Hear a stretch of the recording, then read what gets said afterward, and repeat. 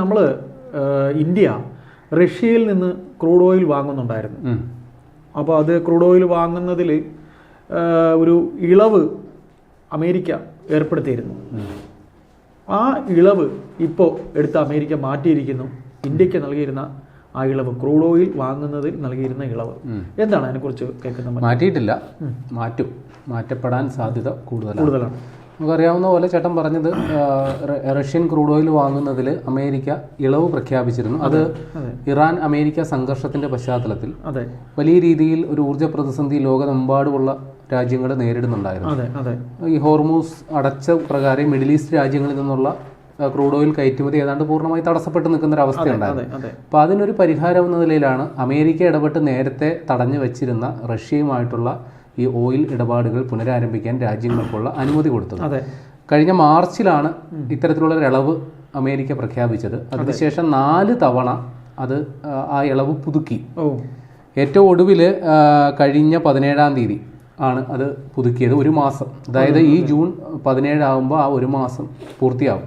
ഇപ്പോൾ പുതിയ റിപ്പോർട്ട് പ്രകാരം ഈ ജൂൺ 17-ന് ശേഷം ആ ഇളവ് ഉണ്ടാകില്ല എന്നുള്ളതാണ് നമ്മൾ മനസ്സിലാക്കേണ്ടത്. അപ്പോൾ ഇത് സംബന്ധിച്ച് അമേരിക്കയുടെ ഓരോ മാസവും അതായത് ഏറ്റവും ഒടുവിൽ പിന്നെ കഴിഞ്ഞ 17-ാം തീയതി 1 മാസം കൂടി അത് എക്സ്റ്റെൻഡ് ചെയ്തുകൊണ്ടുള്ള ഉത്തരവ്. അപ്പോൾ ഈ 17-ാം തീയതിക്ക് ശേഷം അതിൽ ഇളവുണ്ടാകില്ല എന്നുള്ളതാണ് മനസ്സിലാക്കേണ്ടത്. അപ്പോൾ അതിന് കാരണം ഇപ്പോൾ അവിടെ ഒരു വെടിനിർത്തൽ നിലനിൽക്കുന്നു. സ്ഥിതിഗതികൾ പഴയ രീതിയിലോട്ട് സാവധാനം എത്തുന്നു എന്നാണ് നമ്മൾ മനസ്സിലാക്കേണ്ടത്. അപ്പോൾ അതിൻ്റെ പശ്ചാത്തലത്തിൽ ഈ ഇളവ് തുടരേണ്ടതില്ല എന്നാണ് അമേരിക്കയുടെ തീരുമാനം. അപ്പോൾ അമേരിക്കയുടെ സ്റ്റേറ്റ് സെക്രട്ടറി മാർക്ക് റൂബിയോ ഈ സെനറ്റിൽ അവർ ഓരോ വിഷയങ്ങളെക്കുറിച്ച് വേണ്ടപ്പെട്ട ഉദ്യോഗസ്ഥരെ വിളിച്ചു വരുത്തിയിട്ട് വിശദീകരണം തേടുന്ന ഒരു പരിപാടിയുണ്ട്.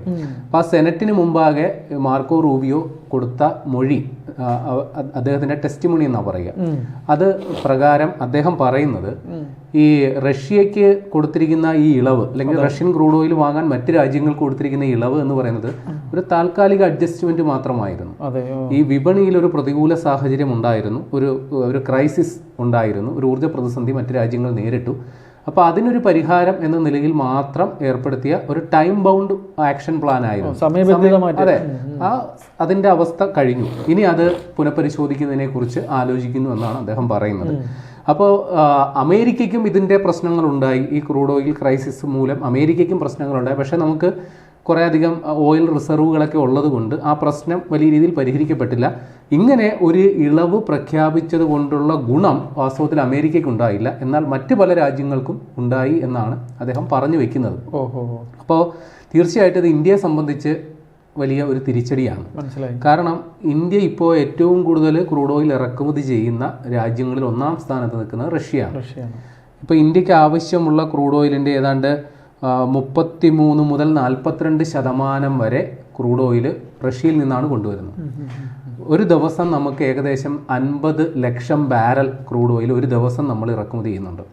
അതിൽ ഏതാണ്ട് നമ്മുടെ കെപ്ലർ എന്ന് പറയുന്ന ഒരു ഏജൻസി ഉണ്ട്, ഈ അന്താരാഷ്ട്ര തലത്തിൽ ഈ ക്രൂഡ് ഓയിൽ ഇടപാട് അത് സംബന്ധിച്ചുള്ള പ്രസിദ്ധീകരണം നടത്തുന്ന ആ കെപ്ലറിൻ്റെ നിഗമനം അനുസരിച്ച് ഇന്ത്യ പരമാവധി 23 ലക്ഷം ബാരൽ വരെ റഷ്യൻ ക്രൂഡ് ഓയിൽ ഈ സമയത്ത് ഇറക്കുമതി ചെയ്യുന്നുണ്ട് ഈ ഇളവിൻ്റെ പശ്ചാത്തലത്തിൽ. ഇപ്പോൾ ഏകദേശം ഇന്ത്യക്ക് ആവശ്യമുള്ള ക്രൂഡ് ഓയിലിൻ്റെ നേരെ പകുതി, ഏകദേശം പകുതി റഷ്യയിൽ നിന്ന് വരുന്നുണ്ട്. അപ്പോൾ മുൻകാലങ്ങളിൽ നമുക്കറിയാമല്ലോ ഈ ഇന്ത്യ റഷ്യയിൽ നിന്ന് ക്രൂഡ് ഓയിൽ നേരത്തെ വാങ്ങിക്കൊണ്ടിരുന്നൊരു സമയം ഉണ്ടായിരുന്നല്ലോ. ആ സമയത്ത് നമുക്ക് വലിയ ആകർഷകമായ ഡിസ്കൗണ്ടിലായിരുന്നു റഷ്യൻ ക്രൂഡ് ഓയിൽ തന്നുകൊണ്ടിരുന്നത്. ഏതാണ്ട് $12 മുതൽ $40 വരെ അന്താരാഷ്ട്ര വിപണിയിൽ അന്ന് ക്രൂഡ് ഓയിലിൻ്റെ വില ഏതാണ്ട് 76 രൂപയോ 69 രൂപയോ അങ്ങനെ എങ്ങാണ്ടായിരുന്നു. ആ സമയത്താണ് നമുക്ക് ഈ $12 മുതൽ ഏതാണ്ട് $40 വരെ വിലക്കുറവിൽ റഷ്യൻ ക്രൂഡ് ഓയിൽ തന്നുകൊണ്ടിരുന്നത്. പക്ഷെ ആ വിലക്കുറവിൽ കിട്ടുമ്പോഴും അത് വിപണിയിൽ അത് പ്രതിഫലിച്ചില്ല എന്നുള്ളത് വേറെ കാര്യം. അതിൻ്റെ പ്രയോജനം സാധാരണക്കാർക്ക് കിട്ടിയിരുന്നില്ല. പെട്രോളിയം കമ്പനികൾക്കും കേന്ദ്ര സർക്കാരിനും മാത്രമാണ് അതിൻ്റെ പ്രയോജനം കിട്ടിയത്. ഇപ്പോൾ ആ രീതിയിൽ അത്ര ആകർഷകമായിട്ടൊന്നും അല്ല റഷ്യൻ ക്രൂഡ് ഓയിൽ വിൽക്കുന്നത്. പരമാവധി $2 മുതൽ $5 വരെയുള്ള കിഴിവിനാണ് ഇപ്പോൾ റഷ്യൻ ക്രൂഡ് ഓയിൽ നമുക്ക് കിട്ടുന്നത്. അപ്പോൾ ഈ അതും ഡിസ്കൗണ്ട് അല്ലേ എന്ന് ചിന്തിച്ചു കഴിഞ്ഞാൽ വേറൊരു കുഴപ്പമുണ്ട്. ഇപ്പോൾ ഈ മിഡിൽ ഈസ്റ്റ് രാജ്യങ്ങളിൽ നിന്ന് ക്രൂഡ് ഓയിൽ എത്തിക്കുന്നതിനേക്കാൾ കൂടുതൽ ട്രാൻസ്പോർട്ടേഷൻ കോസ്റ്റ് റഷ്യയിൽ നിന്ന് കൊണ്ടുവരുമ്പോൾ വേണ്ടി വരും. കുറേ അധികം നമ്മുടെ കപ്പൽ ഓടേണ്ടി വരും. ഓടേണ്ടി വരും. അപ്പോൾ ഈ ലാഭം അതിലങ്ങ് പോയി. മനസ്സിലായി. അപ്പോൾ നിലവിൽ റഷ്യയിൽ നിന്ന് നമ്മൾ ഇത്രയധികം ക്രൂഡ് ഓയിൽ കൊണ്ടുവരുന്നുണ്ടെങ്കിലും മുൻപുണ്ടായിരുന്ന അത്ര സാമ്പത്തികപരമായ ഒരു ലാഭം ഒന്നും ഇല്ല എന്നുള്ളത് കൂടി നമ്മൾ മനസ്സിലാക്കി വെക്കണം. അപ്പോൾ നമ്മളിപ്പോൾ ഈ ക്രൂഡ് ഓയിൽ പ്രൊക്യൂർമെൻറ്റിന് ഒരു വൈവിധ്യവൽക്കരണം നടപ്പിലായിക്കൊണ്ടിരിക്കുകയാണ്. നേരത്തെ മിഡിൽ ഈസ്റ്റ് രാജ്യങ്ങളിൽ നിന്നായിരുന്നു കൊണ്ടുവന്നിരുന്നതെങ്കിൽ ഇപ്പോൾ ഹോർമൂസ് ഏതാണ്ട് ഇന്ത്യക്ക് ആവശ്യമുള്ള ക്രൂഡ് ഓയിലിൻ്റെ 47% അതുവഴിയാണ് വന്നുകൊണ്ടിരുന്നത്. അത് ഏതാണ്ട് നിലച്ച അവസ്ഥയിൽ ഇപ്പോൾ ഒരു വൈവിധ്യവൽക്കരണം കൊണ്ടുവരുന്നു. നമ്മൾ റഷ്യയിൽ നിന്ന് ഏതാണ്ട് മൊത്തം ആവശ്യമുള്ളതിൻ്റെ 33 മുതൽ 42% വരെ ക്രൂഡ് ഓയിൽ റഷ്യയിൽ നിന്ന് കൊണ്ടുവരുമ്പോൾ തന്നെയും 2ാം സ്ഥാനത്ത് UAE, 3ാം സ്ഥാനത്ത് വെനസ്വേല, പിന്നെ ഇറാഖ്, സൗദി, കുവൈത്ത്, ഒമാൻ, ഇതെല്ലാം മിഡിൽ ഈസ്റ്റ് രാജ്യങ്ങളാണ്.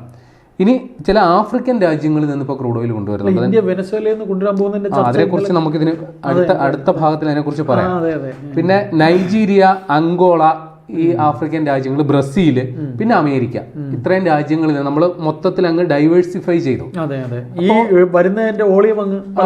അതെ, മുമ്പ് മിഡിൽ ഈസ്റ്റ് രാജ്യങ്ങളെ മാത്രം ആശ്രയിച്ചിരുന്ന ഹോർമൂസ് വഴി മൊത്തം 47 നമുക്ക് ആവശ്യമുള്ളതിന്റെ ഏതാണ്ട് പകുതിയോളം അതുവഴി വന്നുകൊണ്ടിരുന്നെങ്കിൽ ഇപ്പൊ അവിടെ ഈ ഒരു ക്രൈസിസ് ഉള്ളപ്പോൾ നമ്മൾ പലയിടങ്ങളിൽ നിന്ന് വാങ്ങുന്നു എന്നുള്ളതാണ്. ഇപ്പൊ ചേട്ടൻ പറഞ്ഞത് വെനസ്വേലയുടെ കാര്യം. ഈ കഴിഞ്ഞ ദിവസം വെനസ്വേലയുടെ ആക്ടിംഗ് പ്രസിഡന്റ്, അവരുടെ യഥാർത്ഥ പ്രസിഡന്റ് ട്രംപ് തൂക്കി അകത്തിട്ടു, നിക്കോളാസ് മദുറോ. അപ്പൊ ഇപ്പൊ അവിടുത്തെ ആക്ടിംഗ് പ്രസിഡന്റ് ഡെൽസി റോഡ്രിഗസ്, ഇദ്ദേഹം ഇന്ത്യയിൽ വരികയും പ്രധാനമന്ത്രി അടക്കമുള്ള ആളുകളുമായിട്ട് കൂടിക്കാഴ്ച 5 ദിവസ സന്ദർശനത്തിന് വന്നതാണ്. അപ്പൊ അദ്ദേഹം വന്ന കൂട്ടത്തിൽ നമ്മുടെ ഈ പെട്രോളിയവുമായിട്ട് ബന്ധപ്പെട്ടുള്ള നമ്മുടെ സംഭരണ കേന്ദ്രങ്ങൾ, അതേപോലുള്ള കൂടിക്കാഴ്ചകളും സന്ദർശന പരിപാടികളൊക്കെ നടത്തി. അപ്പോൾ ലഭിക്കുന്ന വാർത്ത വളരെ അനുകൂലമാണ്. കാരണം വെനസ്വേലയിൽ നിന്ന് നമ്മൾ ക്രൂഡ് ഓയിൽ വാങ്ങാനായിട്ട് പദ്ധതി ഇടുന്നു എന്നാണ്. കാരണം ഇപ്പോൾ ഞാൻ നേരത്തെ പറഞ്ഞല്ലോ, റഷ്യൻ ക്രൂഡ് ഓയിൽ $2 മുതൽ $5 വരെ ഡിസ്കൗണ്ടിലാണ് ഇപ്പോൾ തരുന്നതെങ്കിൽ വെനസ്വേല ഓഫർ ചെയ്യുന്നത് $5 മുതൽ $8 വരെയുള്ള ഡിസ്കൗണ്ടിലാണ്. മനസ്സിലായി. പിന്നെ അത് ചിലപ്പോൾ $10 മുതൽ $12 വരെ ആകാമെന്നും പറയപ്പെടുന്നു. അതിൽ ഉറപ്പില്ല. ഏതായാലും $5 മുതൽ $8 വരെ ഒരു ബാരൽ. ഫസ്റ്റ് ചർച്ചകൾ നടന്നു. അതെ, ചർച്ചകൾ നടന്നു. അത് മാത്രമല്ല, വെനസ്വേലയിൽ നിന്ന് ക്രൂഡ് ഓയിൽ വാങ്ങാനും തുടങ്ങിയിട്ടുണ്ട്. നമുക്ക് ഈ വെനസ്വേലയിൽ നിക്കോളാസ് മദുറോ അവിടെ ഏകാധിപത്യ ഭരണം നടത്തുകയാണെന്ന് അമേരിക്ക ആരോപിച്ചിരുന്ന സമയത്ത് അവർക്ക് ഉപരോധം ഏർപ്പെടുത്തി. അപ്പൊ ഏതാണ്ട് 2020 വരെ നമ്മൾ വെനസ്വേലയിൽ നിന്ന് ക്രൂഡ് ഓയിൽ വാങ്ങിയിരുന്നു. പിന്നീട് അതിൽ ഈ പറയുന്ന നിയന്ത്രണങ്ങൾ വന്നപ്പോൾ അതിനുശേഷം 2024 നമ്മൾ ക്രൂഡ് ഓയിൽ വാങ്ങി. വീണ്ടും ഉപരോധവും അതേപോലുള്ള പ്രശ്നങ്ങൾ വന്നപ്പോൾ പൂർണ്ണമായിട്ടും നിർത്തിവെച്ചിരിക്കുകയായിരുന്നു. വെനസ്വേലയിൽ നിന്ന് ക്രൂഡ് ഓയിൽ കൊണ്ടുവരുന്നതിനുള്ള കുഴപ്പം, അതും ഈ മിഡിൽ ഈസ്റ്റ് രാജ്യങ്ങളുമായിട്ട് താരതമ്യം ചെയ്യുമ്പോൾ ദൂരെ കൂടുതൽ, അതാണ് ഏക വിഷയമായിട്ടുള്ളത്. അപ്പോൾ ഇവിടെ വെനസ്വേല നമുക്ക് $12 വരെ ഡിസ്കൗണ്ടിൽ തരികയാണെങ്കിൽ ഇപ്പോൾ വിപണിയിലുള്ളതിൽ വെച്ച് ഏറ്റവും വിലക്കുറവിലാണ് വെനസ്വേല ഇപ്പോൾ ഓഫർ ചെയ്യുന്നത്. അത് മാത്രമല്ല, അവിടെ ഉള്ളത് ബ്രന്റ് വേരിയന്റ് ക്രൂഡ് ഓയിലാണ്, അതായത് ഫസ്റ്റ് ക്വാളിറ്റി സാധനം. ഫസ്റ്റ് ക്വാളിറ്റി ക്രൂഡ് ഓയിലാണ്. റഷ്യ തരുന്നതും കുഴപ്പമൊന്നുമില്ലാത്ത ക്രൂഡ് ഓയിലാണ്. അപ്പോൾ അത് ഹൈ ക്വാളിറ്റി ക്രൂഡ് ഓയിൽ ഇത്രയും വില കുറച്ച് കിട്ടും എന്നുള്ളത് കൂടി കണക്കാക്കി ഇപ്പോൾ ഇന്ത്യൻ റിഫൈനറികൾ മുഴുവൻ അങ്ങോട്ട് വെച്ച് പിടിക്കുകയാണ്. കഴിഞ്ഞ മാസം വെനസ്വേലയിൽ നിന്ന് വന്ന ക്രൂഡ് ഓയിൽ ഏകദേശം 2,83,000 ബാരലായിരുന്നെങ്കിൽ ഈ മാസം അത് 4,17,000 ഏതാണ്ട് ഇരട്ടിയിലധികം കൂടിയിട്ടുണ്ട്. അല്ല, പകുതിയിലധികം കൂടിയിട്ടുണ്ട്. അപ്പോൾ ഇനി ഇന്ത്യ റഷ്യയെ വിട്ടിട്ട് ക്രൂഡ് ഓയിലിൻ്റെ കാര്യത്തിൽ വെനസ്വേലയിലേക്ക് പോകും എന്നുള്ളതാണ് മനസ്സിലാക്കേണ്ടത്. അപ്പോൾ ഇനി പുട്ടിൻ്റെ കയ്യിലാണ് ഇനി കാര്യങ്ങളിരിക്കുന്നത്. കാര്യം അമേരിക്ക ഉപരോധം പ്രഖ്യാപിച്ചിരുന്ന സമയത്താണ് ഇന്ത്യ അവിടുന്ന് ക്രൂഡ് ഓയിൽ വാങ്ങിക്കൊണ്ടിരുന്നത്. അപ്പോൾ ഇന്ത്യക്ക് ആകർഷകമായ ഡിസ്കൗണ്ട് അവർ തന്നിരുന്നു. ഇപ്പോൾ വീണ്ടും സമാനമായൊരു നിയന്ത്രണം വരുമ്പോഴും റഷ്യക്ക് ഇക്കാര്യത്തിൽ ഒരു തീരുമാനമെടുക്കാം.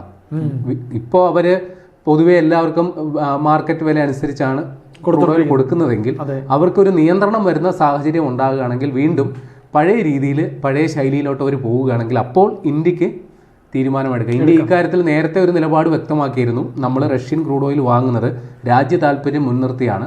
അത് ട്രംപിന്റെ എതിർപ്പുകൾ അവഗണിച്ചുകൊണ്ട് ആ നിലപാടിൽ ഉറച്ചു നിന്നിരുന്നു. അപ്പോൾ ഇനി ഇവർ ഈ നിയന്ത്രണം ഏർപ്പെടുത്തുന്ന ഒരു സമയം വരും, അതായത് ഈ വരുന്ന 17-ാം തീയതിക്ക് ശേഷം നമ്മൾ എടുക്കുന്ന തീരുമാനമായിരിക്കും നിർണായകമാകുക.